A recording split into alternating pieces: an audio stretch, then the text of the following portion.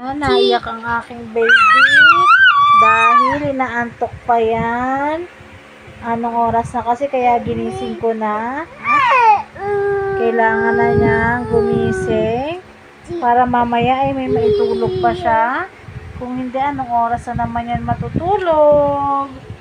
Ayan siya, oh. Oh. Iyak-iyak yan. Iyak-iyak. Naiyak na naman, oh. Oh, ayan na naman, oh. Wala kaming nakuhang video. Ayan.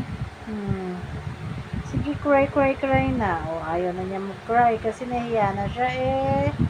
Nahiya siya mag-cry, oh. Kanina, cry yan ang malakas. Ayun, nahinto na. Pogi yung baby rich din ko, oh. Ay, ayun na naman. Naiyak na naman siya. Late na kasi natulog. Alas 5. Bago alas 5 siya natulog. Eh, napasarap ang kanyang tulog. So, ngayon, ayaw niya pang bumangon. Ayaw niya pang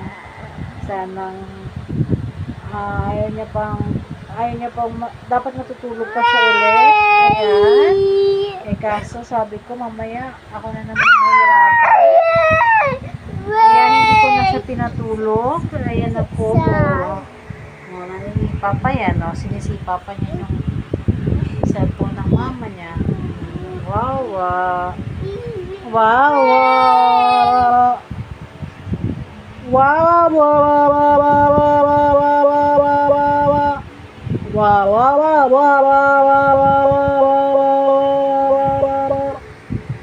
Ay, nasa mukha mo. Kawawa naman. Asan na yung fish mo? Asan na si fish? Asan na si Nemo? Where is Nemo? Ay, hinagis niya si Nemo. Ito, oh, si Nemo, oh, hinagis niya po, oh. Fish. Ayaw niya kay fish. Fish mo to, eh. Ay, ayaw niya sa fish.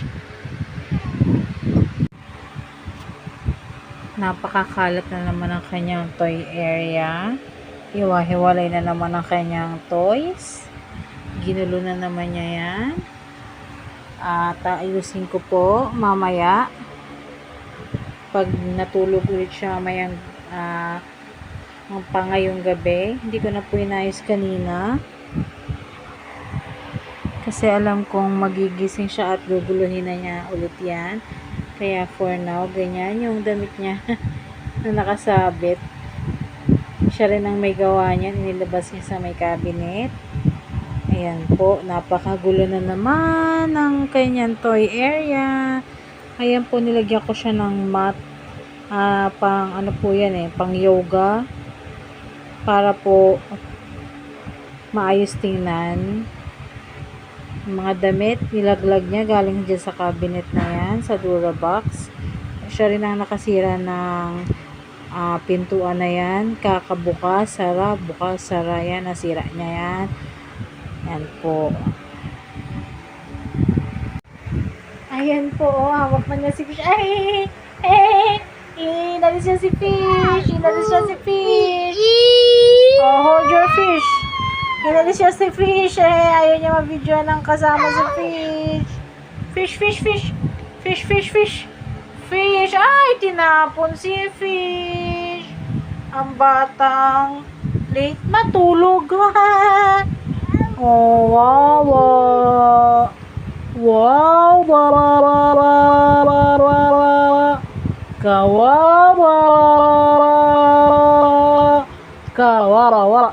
Kawara.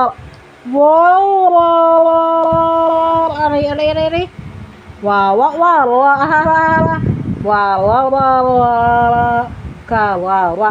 Kawara.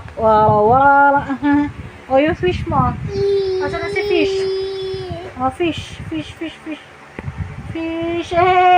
Ayaw mo sa fish.